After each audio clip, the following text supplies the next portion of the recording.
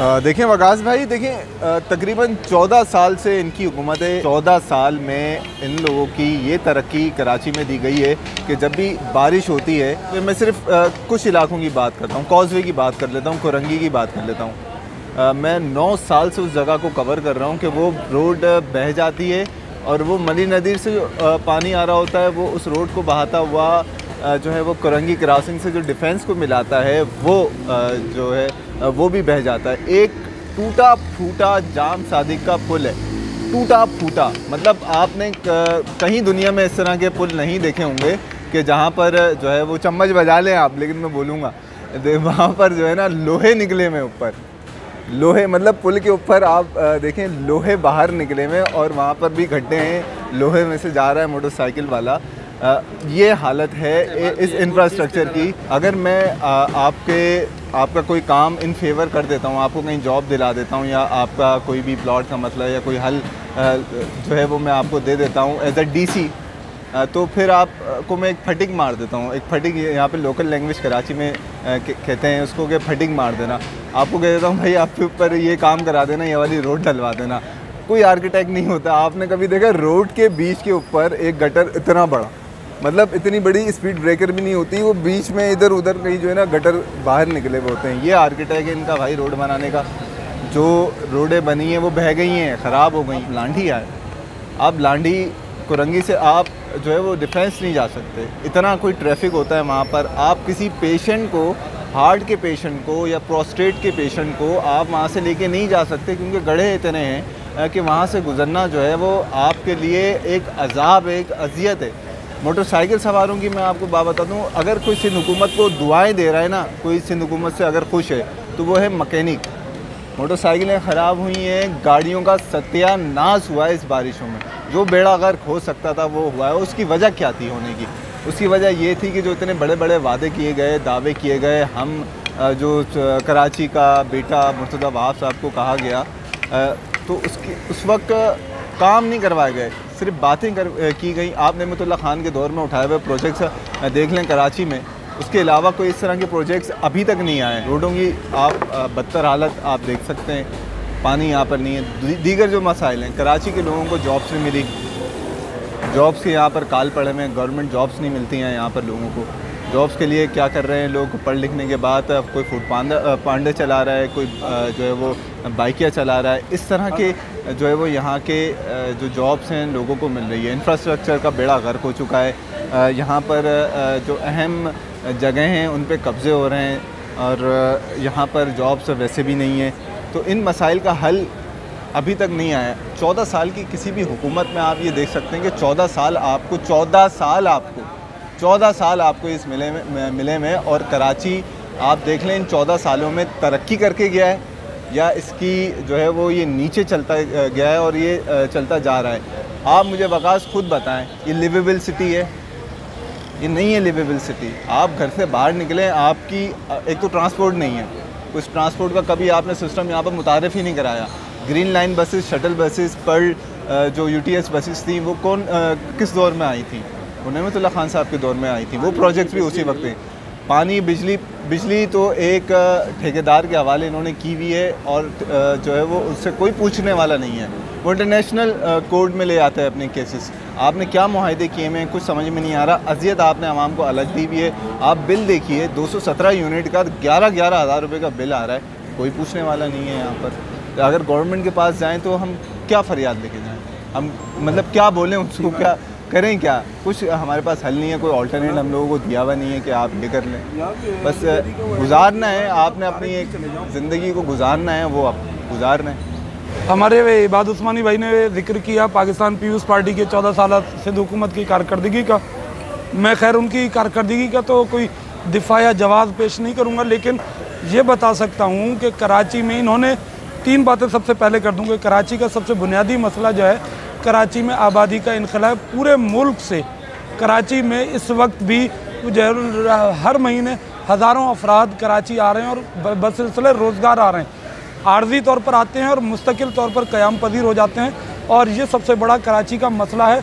अगर कराची डिलीवर नहीं कर रहा, कराची उनको फाइनेंस नहीं कर रहा, तो वो कराची क्यों आ रहे हैं? ये मेरे दलाइल, सबसे बड़े वज़नी दलाइल हैं। जो इनकी बात को रद्द करते हैं कि कराची इस वक्त भी अब आ जाते हैं कराची के इंफ्रास्ट्रक्चर की बात कि सिर्फ मुर्तज़ा वहाब की बात करते हैं। मुर्तज़ा वहाब के इस 1 साला दौर में, जो कि अभी गालिबन अगस्त की किसी तारीख को पूरा हो गई है, 1 साल हो गया है, उस 1 साल में मुर्तज़ा वहाब ने 25 ऐसे छोटे पार्क्स को रेनोवेट किया और रिहेबिलेट किया और उसको क्या कहते हैं दोबारा से जो रीओपन किया, जो कि बिल्कुल ख़त्म हो चुके थे। कचरा कुंडियाँ बने हुए थे, बंद थे, जिनके ताले लगे हुए थे। मुर्तज़ा वहाब ने बतौर एडमिनिस्ट्रेटर कराची में 10 ऐसे बड़े पार्क्स जो कि KMC DMC के ज़ेरे कंट्रोल थे, जो कि जिन पर हमला होने के बावजूद कोई काम नहीं हो रहा था, उसको थोड़ा सा जो है वो कम्युनिटी मैनेजमेंट के ज़रिए से कोई सरकारी पैसा लगाए बगैर उसने वो शुरू किए। मुर्तज़ा वहाब के दौर में जो सिर्फ ये पार्क की बात करते हैं, बारिशों में आप बात करते हैं, इस वक्त औरंगी और लियारी सबसे बड़ी गुंजान आबादियां हैं, जहां पर सबसे बेहतरीन इस वक्त बारिश में इंफ्रास्ट्रक्चर है। लियारी की सिर्फ एक UC गुलिस्तान कॉलोनी के अलावा जहां पर गटर वॉर जारी है, और वो भी सियासी जमातों के दरमियान जारी है। एक सियासी जमात वहाँ गटरों में जो है वो क्या कहते हैं, जो इल्ज़ाम पहले नॉर्थ नाज़िमाबाद, न्यू कराची, गुलबर्ग और इधर उधर डिस्ट्रिक्ट ईस्ट के उस पर लगता था, वो लियारी में एक जमात जो है वो गटर वॉर कर रही है और वहाँ पर गटर लाइनें बंद की जाती हैं। एक रात को बंद होती हैं, दूसरी रात उस पर मुजाहरा होता है। वो गालिबन 70s और 80s के बाद जो है सबसे ज़्यादा रिकॉर्ड बारिशें हुई हैं। उसके बावजूद जो है क्योंकि कराची के लियारी का इंफ्रास्ट्रक्चर वो नहीं हुआ। दूसरी एशिया की सबसे बड़ी कच्ची आबादी है औरंगी टाउन, जहाँ पर इन बारिशों में आप किसी औरंगी टाउन वाले से पूछेंगे कि इस बारिशों में कोई जो है वो नहीं हुआ। तीसरी बात, इंफ्रास्ट्रक्चर की बात करते हैं, पहली मर्तबा इस बारिशों में ये हुआ है कि हमारे किसी सहाफ़ी को ये हिम्मत और मौका नहीं मिला कि कराची के किसी बड़े नाले पर जो है वो जाकर रिपोर्ट कर सके कि ये नाले उबल रहे हैं। आपका औरंगी नाला, गुजर नाला और एक तीसरा जो महमूदाबाद नाला, ये तीनों बड़े नाले, और उसके बाद पिचर नाला जो कि ओल्ड सिटी एरिया और मच्छर कॉलोनी की जानिब है, कोई ऐसा नाला ओवरफ्लो नहीं हुआ। इसका मतलब है कि काम हुआ और नालों की पेशगी सफाई हुई। अब आ जाते हैं सेवरेज लाइनों पर।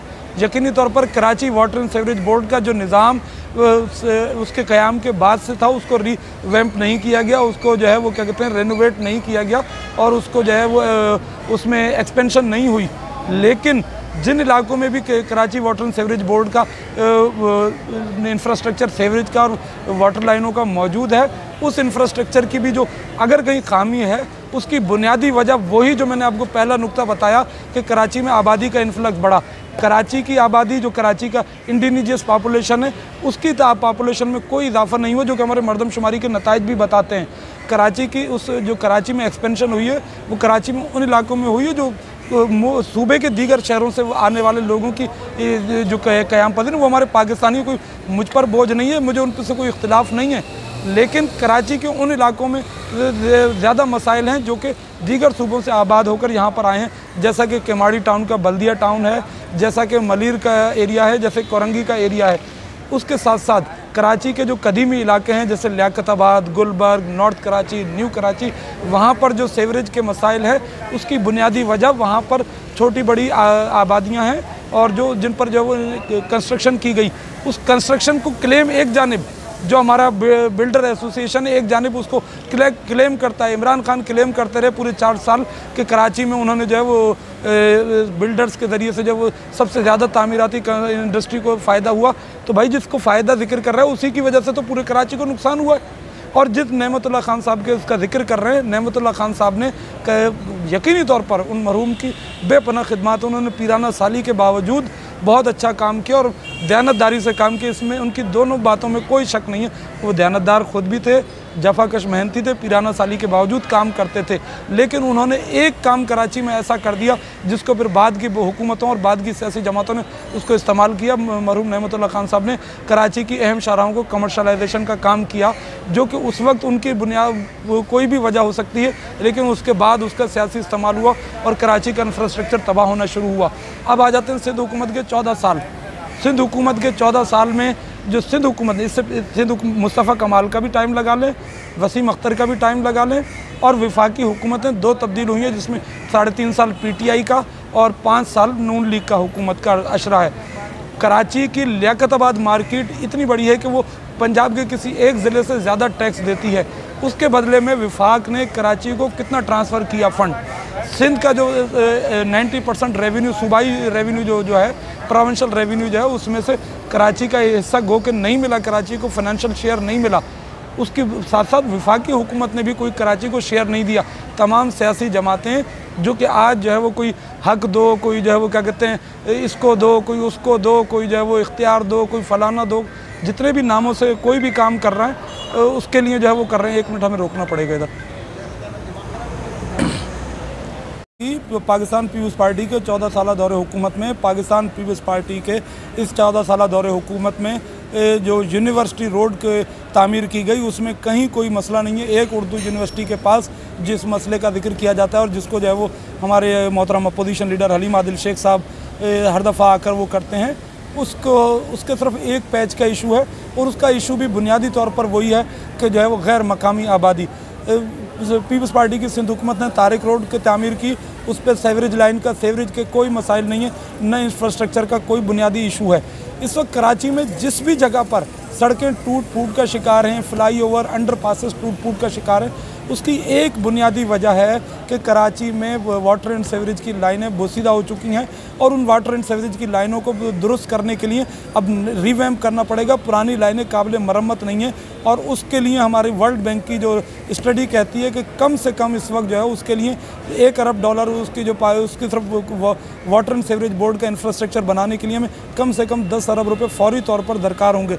इतना बड़ा फ़ंड जो है वो कोई सूबाई हुकूमत नहीं कर सकती, चाहे जाए कि या तो पब्लिक प्राइवेट पार्टनरशिप के तहत करे या वफाकी हुकूमत में उसको इंडोर्स करे। हमारे को बताना होगा हम लोग कराची वालों को कि वफाकी हुकूमत जब एक सूबे के लिए नहीं, एक शहर लाहौर के लिए ऑरेंज लाइन ट्रेन का मंसूबा लाती है, पूरी की पूरी फंडिंग देती है, उसकी सॉवरेंट गारंटी देती है, महीनों में और सालों में उसका काम नहीं, दिनों में उसका काम होता है। वहाँ की अदालत भी वहाँ के शहर के साथ वो होती है और तारीखी इमारतें गिराने की अगर कोई वहाँ पर वो आती है दरख्वास्त तो उसको भी रद्द कर दिया जाता है और वो ऑरेंज लाइन का ट्रैक बन जाता है। वफाकी हुकूमत ऐसी होनी चाहिए जो कि लाहौर में जिस तरह उसने जो मेट्रो बस के लिए फंडिंग दी, उसके फाइनेंशियल रिसोर्स काम किए, उसके एडमिनिस्ट्रेटिव इशूज़ को दिए देखा, उसके पॉलिटिकल उसको जो है वो देखा। कराची में सबसे बड़ा मसला आपने कभी सुना कि परवेज़ इलाही ने जो रेस्क्यू 1122 शुरू की उसको क्या शहबाज शरीफ ने आके ख़त्म किया? परवेज़ इलाही ने जो दानिश स्कूल शुरू किए उस पर कोई नून लीग की हुकूमत ने कोई तनकीद की? जिस सिंध है वाहिद जहाँ पर जो कोई मंसूबा आप यहाँ पर जो है अगर कोई खैर का मंसूबा भी लगा दें तो सियासी जमातें उसकी मुखालफत करती हैं।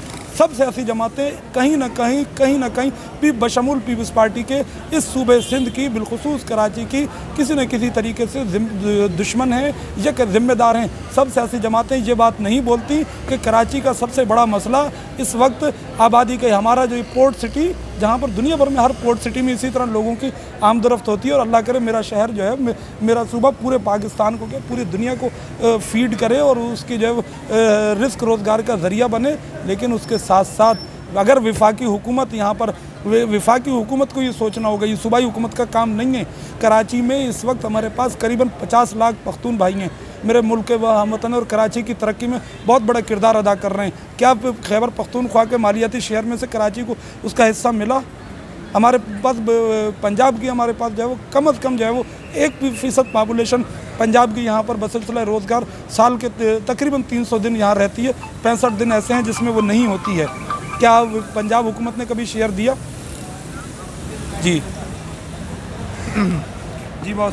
देखिए वकास भाई, ये जो बातें की गई हैं ना, ये सिवाय एक मुहिब्बे या फिर एक जियाले का दर्द, ये सिवाय तकरीर के कुछ भी नहीं है। मैं आपको बताता हूँ ना, आपने जो है बात की पार्क बनवाया मुर्तज़ा वहाब ने, भाई किसको चाहिए पार्क किसको चाहिए? और पार्क को रेनोवेट करवाया है, 10 बड़े पार्कों को रेनोवेट करवाया है। यार आपकी ना पुरानी पैंट अगर ख़राब हो जाती है ना और आपके जेब में पैसे नहीं होते तो आप उसको कलर करवा देते तो ये कलर हुए। दूसरी इन्होंने बात की लियाकताबाद की, जहाँ से बहुत बड़ा जो है वो बजट इन्होंने बताया कि वफाक जो है वो लेता है और उसके बाद टैक्स के मद में सूबे को नहीं देता। आप कभी लियाकताबाद गए वकास? वहाँ पे जो लकड़ी मार्केट है और जो गलियाँ हैं, टखनों तक वहाँ पर कीचड़ है, टखनों तक वहाँ पर कीचड़ है। आपने वफाक को तो कह दिया कि वो टैक्स लेता और वो नहीं देता, आपके सूबे के अंदर मौजूद है वो इलाका, आपने क्या बना लिया? आप आई चंडीगढ़ रोड जाएं, जहाँ से मैं ये समझता हूँ कि इससे ज़्यादा टैक्स कलेक्शन नहीं होती होगी, वहाँ पर जाके आप हाल देखें बारिशों में क्या होता है।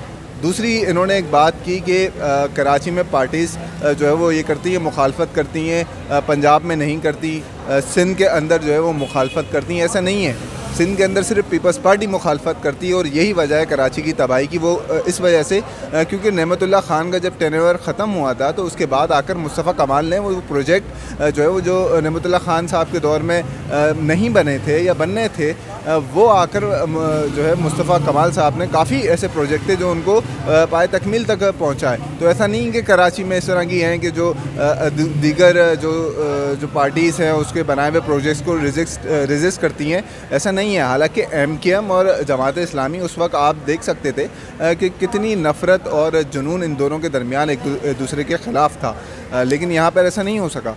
उन्होंने जो प्रोजेक्ट बनाए थे वो मुस्तफ़ा कमाल साहब ने आके जो है वो कंप्लीट किए और उन दोनों जो कराची की सबसे मुखालिफ एक दूसरे की मुखालिफ जमात थी, उन्होंने एक दूसरे के प्रोजेक्ट जो है वो कंप्लीट किए। तो इसका ये मकसद मतलब सामने ये आता है कि इन 14 सालों के अंदर वकास जिसने सिर्फ नफ़रत की वो सिर्फ पीपल्स पार्टी थी। और तीसरी इन्होंने ये बात ये की कि कराची में आकर गैर मकामी आबाद हो गए। किसने किए आबाद भाई? मैं क्राइम की बीट से वाबस्ता हूँ और कराची के अंदर जो कब्ज़े कौन कराता है कब्ज़े? किसको नहीं पता कि कौन कराता है कब्ज़े? क्या आप वकास आप रात के 3-4 बजे जब कोई भी नहीं होता, ऊ का आलम होता है, आप जाएं, आप अपने घर से ना गैर कानूनी एक लाइन डाल दें, उसी वक्त वो जो है रात के 3 से 4 बजे जो है ना मोबाइल आगे खड़ी हो जाएगी। आप घर में तामीर करें अपना जो है वो घर 3रा फ्लोर बना दें, 14 फ्लोर बनाने की कोशिश करें या 3रा फ्लोर बनाने, पुलिस आ जाएगी, कागजात ले आओ। यार तुम्हारा क्या काम है? तो ये कब्ज़े भी करवाए गए हैं और इसकी भी ज़िम्मेदार पीपल्स पार्टी है। और कौन नहीं जानता कि ये कब्ज़े कौन करवाती रही है और ये पुलिसिंग क्या करती रही है। इस पुलिस का महकमा, ये सिंध पुलिस का महकमा जिसमें IG हमेशा इनके मर्ज़ी के आते रहे हैं, आप मुझे ये बताएं 60 अफराद से ज़ायद बंदा सिर्फ इस साल डकैतों ने जो है वो कत्ल कर दिए। और वज़ीर आला DIG और IG से रिपोर्ट तब पेश करते हैं जब एक डाकू को जो है वो कत्ल कर दिया जाता है। बेशक उसमें बेदर्दी दिखाई गई, पुलिस ने भी बहुत नेग्लिजेंस थी, लेकिन उसको गलत कत्ल भी किया गया, उसमें कानूनी तकाजे भी पूरे नहीं हुए, लेकिन उस वक्त वज़ीर आला जाग गए। ये एक तासुब की लहर भी जो है वो पैदा करते हैं वज़ीर आला। और इससे पहले भी ये देखा गया है कि अभी कुछ दिन पहले की बात बताता हूँ, एक कोर्ट है सच्चल के इलाके में जहाँ पे इंक्रोचमेंट की गई, तो वहाँ पर DC AC वगैरह सबको ही जो है वो तलब कर लिया गया और SHO औरंगज़ेब है उनको जो है वो हटा दिया गया, क्योंकि वहाँ के लोगों ने इल्ज़ाम लगाया था ये एक पख्तून है और सिंधियों से नफ़रत रखते हैं। बहरहाल वो इल्ज़ाम अपनी जगह पर, लेकिन उनको नेग्लिजेंस पर जो है वो सस्पेंड कर दिया गया। क्यों किया भाई? उसकी इंक्वायरी क्यों नहीं की? इंक्रोचमेंट गैर कानूनी क्यों थी? ये सवाल नहीं पैदा हुआ है, लेकिन सिर्फ ये सवाल पैदा हुआ है कि ये जो है वो ऑपरेशन के अंदर जो रेजिस्टेंस थी गवर्नमेंट या आपके इदारों की रेजिस्ट किया था, पुलिस ने रेजिस्ट किया था, उनको शेल जो है वो फायर करके उनको हटाया था वहाँ से। क्यों हटाया था? तो ये तबाही के पीछे आप कहीं पर भी तबाही होगी ना, वहाँ पर आपको भुट्टो मिलेगा, पीपल्स पार्टी मिलेगी। तो ये मैं आपको कराची की तबाही का मेन रीज़न जो है ना, मेन रीज़न आप उसको सूबा बना दो ना, बना दो सूबा। आपसे दरख्वास्त करते रहते हैं, आप तंग भी हो, आपको इन 14 साल हुकूमत में कराची से पीपल्स पार्टी को वोट नहीं मिला है। शकूर शाह जीत गया है लियारी से, जहाँ पर ये अपना सीना तान कर जिसको किला कहते थे, और वहाँ पर उज़ैर बलोच और दीगर लोगों की जो है वो सपोर्ट भी हासिल करे, लेकिन जीते नहीं हैं वहाँ से भी। तो आपको 14 साल के अंदर कराची से गालियाँ ही पड़ी हैं, लानतें ही पड़ी हैं, लेकिन आप फिर भी उसका पीछा नहीं छोड़ो। क्यों भाई? पैसा है भाई, कमा रहे इससे, खा रहे इससे, यहीं आगे बस रहे हैं सब, क्योंकि यहाँ पे फैसिलिटीज़ हैं। तो पीपल्स पार्टी कराची के अंदर तबाही के पीछे है, इसमें कोई दो राय नहीं है। अच्छा, जैसा कि आपने मैं यही कराची का सबसे बड़ा मसला है कि जब आप कराची के मसाइल को बयान करने के साथ साथ अपने दिल की भड़ास निकालेंगे तो फिर कराची का मसला कभी हल नहीं होगा। कराची में एक तरफ कराची को मिनी पाकिस्तान भी बनाना चाहते हैं, तमाम सियासी जमातें इतना बड़ा बोल्ड स्टेप जो मैंने आपको बात की, कोई लेने को तैयार नहीं है, क्योंकि सबका अपना अपना वोट बैंक है, सबका पॉलिटिकल स्टेक है। क्या जमात इस्लामी, जमीयत उलमा इस्लाम, मुस्लिम लीग नून, पीपल्स पार्टी, जो कि तहरीक इंसाफ, जो कि वफाकी जमात हैं, कराची से मैंडेट लेना चाहती हैं, कराची से वोट लेना चाहती हैं। क्या वो इस बात को तैयार हैं बोलने के लिए कि खैबर पख्तूनख्वा अगर तरक्की कर गया है, पंजाब तरक्की कर गया तो सिंध में लोग क्यों आ रहे हैं, क्यों आ रहे हैं लोग? इसका मतलब है कि वहाँ पर ज़राए आमदन कम है, कोई ना कोई वजूहातें आएँ, उनका अपना सूबा, उनका अपना शहर, उनका अपना मुल्क है, लेकिन उन सियासी जमातों को फिर साथ ये बात भी करनी होगी कि उस जगह का फ़ंड यहाँ पर आना चाहिए, जिसका जो है मतलब है कि कमाएंगे यहाँ से, मुंतकिल वहाँ पर करेंगे, जैसे हमारे ओवरसीज़ पाकिस्तानी करते हैं। ओवरसीज़ पाकिस्तानी तो पाकिस्तान को अरबों डॉलर भेजते हैं, क्या हमारे ओवरसीज़ जो है, ओवरसीज़ कराची जो है वो क्या कहते हैं, कराची को फ़ंड करते हैं? कतई तौर पे नहीं करते। एक बात भाई, आपसे अगर कभी ये कहें कि जमात इस्लामी ये बात कहे कि भाई खैबर पख्तूनख्वा से या तो आबादी का इनखला रोका जाए, या उनसे कहें कि वो वहाँ पर उनसे मुतालबा करें कि वो मुतालबा करे कि यहाँ पर आ जाए, तो फिर हक दो कराची की तहरीक में जान पड़ेगी। पाकिस्तान पीपल्स पार्टी या सिर्फ मुत्तहिदा कौमी मूवमेंट को मोरद इल्ज़ाम ठहरा कर ये सो कॉल्ड वफाकी जमातें असल में कराची की दुश्मनी की बुनियाद यहीं से रखती हैं कि कराची, भाई पाकिस्तान पीपल्स पार्टी ने काम नहीं किया, उसके उनके किसी के जुर्म का, कोई मुजरिम हो, किसी की गलत बात, किसी की बद इंतज़ामी को न कोई डिफेंड कर सकता है, न करना चाहिए। कराची की महरूमियाँ, कराची में जराइम, इनके पास ही रिपोर्ट होगी। हमारे तहकीकाती इदारों ने ही रिपोर्ट दी थी कि जो कराची में स्ट्रीट क्रिमिनल्स की बहुत बड़ी तादाद जो है वो कौन से उसकी तालीमी इस्तेदाद है, किन सूबों और शहरों से और कौमियतों से उनका ताल्लुक़ है। और खैर जुर्म करने वाले का कोई शनाख्त, कोई मज़हब, कोई वो नहीं होता, जुर्म जुर्म है। लेकिन बात यह है कि कराची के हम बात कर रहे थे कराची के इंफ्रास्ट्रक्चर पे। कराची का इंफ्रास्ट्रक्चर आप बात करें, सबसे बड़ा पाकिस्तान का अगर कोई इंडस्ट्रियल जोन है तो वो Karachi site association, Karachi site area है, जहाँ पर जो सालाना अरबों रुपए की हमारी जो एक्सपोर्ट है। दूसरा इंडस्ट्रियल जोन है कोरंगी इंडस्ट्रियल एरिया, जो दूसरा बड़ा इंडस्ट्रियल जोन है मुल्क का। तीसरा बड़ा इंडस्ट्रियल जोन है बिन कासिम लांडी इंडस्ट्रियल जोन। क्या हमारे वहाँ के सनतकार वहाँ CSR दे रहे हैं? अगर सियालकोट में तो बड़ी तारीफ़ें लोग करते हैं कि सियालकोट के सनतकारों ने अपना जो है वो एयरलाइन बना दी, सियालकोट के सनतकारों ने अपना एयरपोर्ट बना दिया। मेरे भाई, जो कराची से आपने वो लिया, सियालकोट के इतने अगर वो लोग एयरपोर्ट बना रहे हैं, लेकिन वो टैक्स में उनका जो है ना रेशो कम आ रहा है, वजह क्या है? इसका मतलब यह है कि कराची के साथ कहीं ना कहीं वफाकी हुकूमत जाती है। सब सियासी जमातें हक दो कराची के बजाय नहीं, हक लो विफाक से कराची के लिए, तब बात बनेगी। कि देखें, ये जिन्होंने जितनी भी बातें की हैं, खैर बड़ास तो नहीं है मेरी, लेकिन ना पहले निकाली ना मैं अब निकालना चाहूँगा। लेकिन मुझे एक बात तो बताए ना वकास भाई, कि जो लोग बाहर से आकर यहाँ पर बस रहे हैं, यहाँ से बाहर जो है वो वफाक या अपनी जगहों पर पैसा भेज रहे हैं, तो भाई इसको कोई सिस्टम बनाओ, लोगों को यहाँ पर नहीं आने दो, या कोई एक लिमिट सेट कर दो कि भाई इतने लोग आए, इतने लोग नहीं आए। आपने बोला भाई कराची सबका है, पाकिस्तान सबका, भाई क्यों सबका है? आप यहाँ पे एक सिस्टम बनाओ ना। और आपने जो है वो जब आप पे तनकीद होती है, आप वफाक की तरफ घुमा देते हो। क्यों घुमा देते हो भाई? आप नहीं टैक्स लेने दो उनको, आप एहतजाज करो। कभी आपने स्टेप देखा पीपल्स पार्टी की तरफ से कि इन्होंने वफाक से एहतजाज किया हो?